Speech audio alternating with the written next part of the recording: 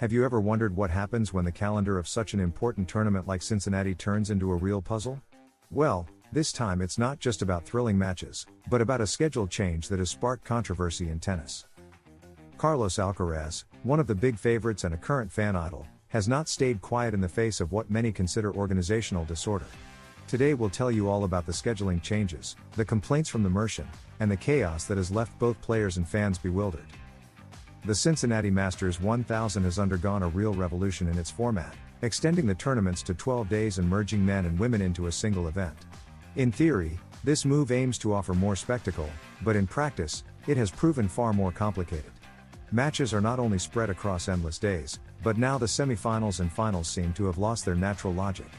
The result: total confusion among players and fans, who no longer know when to turn on the TV to watch their idols. Alexander Zverev, after qualifying for the semifinals, timidly asked if he would be playing Saturday night, showing that not even the players themselves have a clear grasp of their own schedule. This small detail reflects just how chaotic the system has become. Fans also feel disoriented, because while some tournaments end on the weekend, here it was decided to reserve Sunday exclusively for the women's semifinals. As a result, the men's tournament is unnecessarily stretched until Monday, something that breaks all tennis traditions. The men's semifinals were scheduled for Saturday, with Sinner facing the Frenchman Terence Atman at 9 p.m. Spanish time and, later, Carlos Alcaraz taking on Zverev at midnight. The problem arises when, after such an effort, the winners must wait until Monday to play the final. This one-day break, far from being a positive rest, disrupts competitive rhythm, something professional players value enormously. It's no coincidence that Alcaraz has voiced his discomfort. The Mercian complained that the organization doesn't take into account what it means to physically prepare for a final. In his words, it's not just about resting, but about maintaining competitive tension without letting motivation drop. Waiting 2 days, with Sunday free of matches, poses a mental challenge not everyone manages the same way. And worse still, immediately afterward comes the US Open, forcing players to quickly change city and surface, with no real margin for rest. The international calendar is increasingly saturated, and players feel they are being pushed to the limit. The ATP seeks more big tournaments and more days of spectacle, but athletes' bodies pay the price. Alcaraz, with his usual frankness, pointed out that it is unreasonable to play a final on a Monday, when the very next day they already need to be ready to debut in mixed doubles in New York. The demands are extreme, and it seems no one thinks of them. Moreover, Spanish fans and those in other European countries feel the impact even more. Watching a final at 9 on a Monday night, or even in the early hours in the case of the women's, makes it difficult to follow the tournament live. The weekend magic is lost, and the special atmosphere of a final is diluted in a schedule that's uncomfortable for almost everyone. This detail also affects the perception of the spectacle and, in the long run, the appeal the tournament has for global audiences.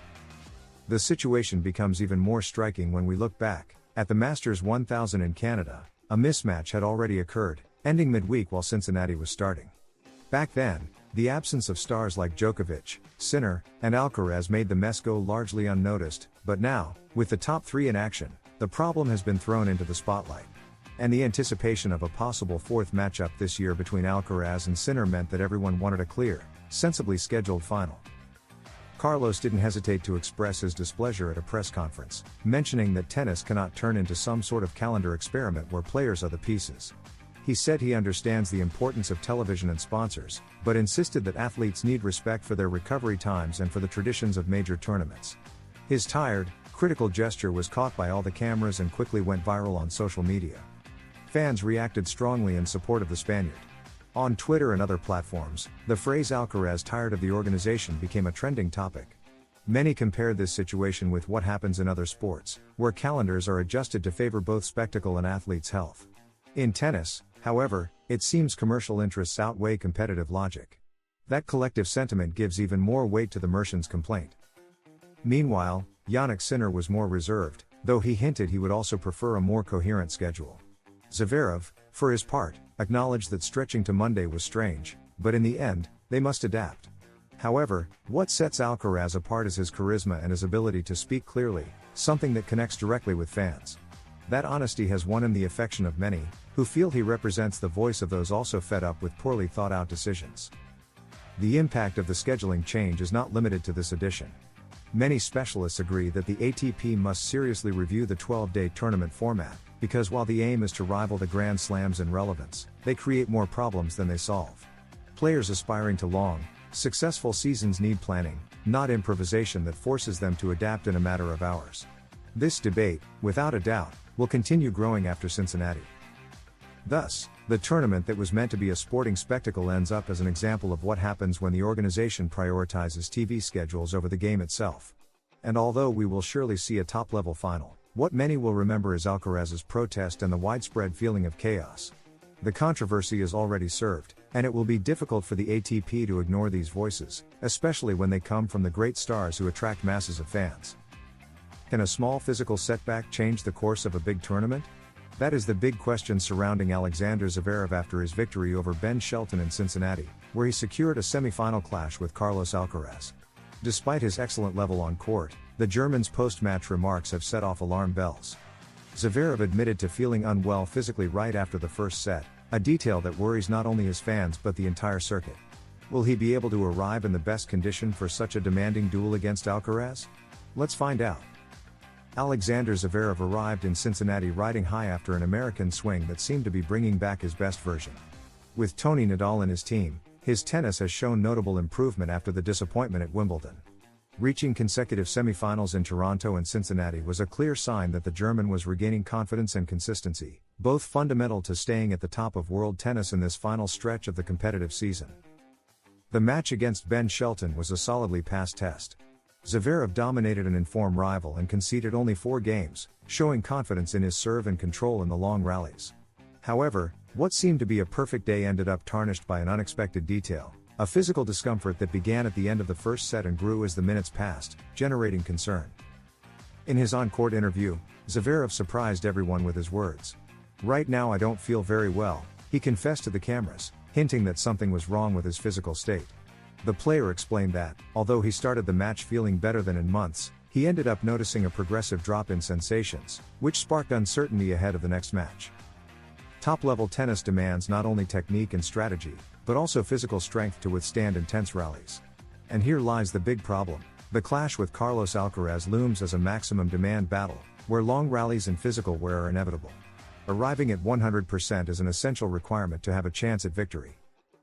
Beyond the physical, the mental side seems to favor Zverev.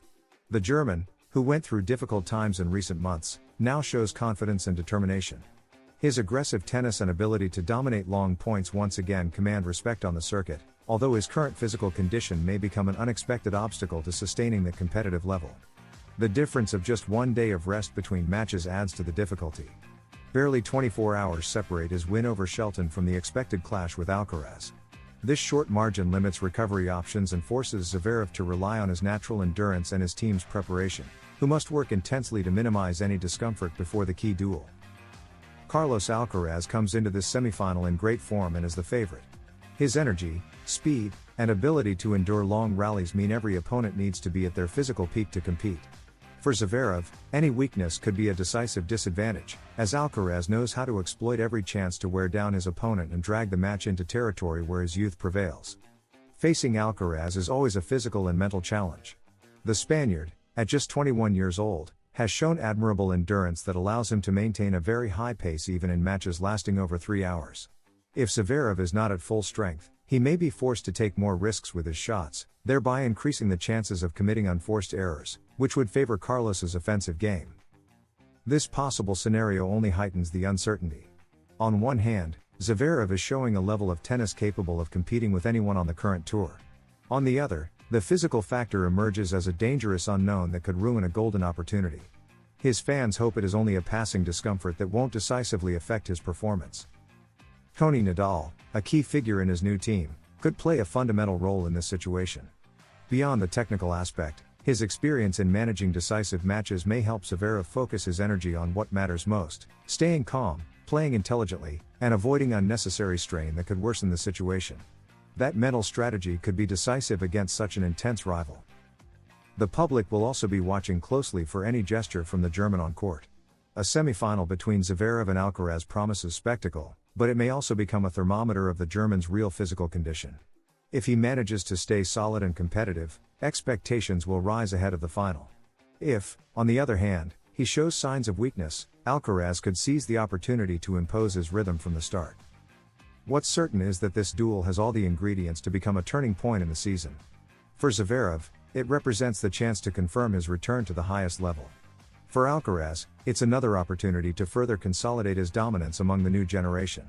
And for fans, it will be a clash full of excitement, uncertainty, and tension, with the added twist of an unexpected detail: the true physical state of a champion that remains unknown. The contrast between Zverev's big victory over Shelton and the concern about his physical state creates a unique climate of anticipation in Cincinnati. What seemed like an upward path full of confidence and recovery now comes with the shadow of a discomfort that could condition his performance. The semi-final against Alcaraz promises to be intense, but the outcome will depend as much on tactics and talent as on Zverev's physical endurance. Tennis, like life, always holds surprises, and this match may be a clear example of that.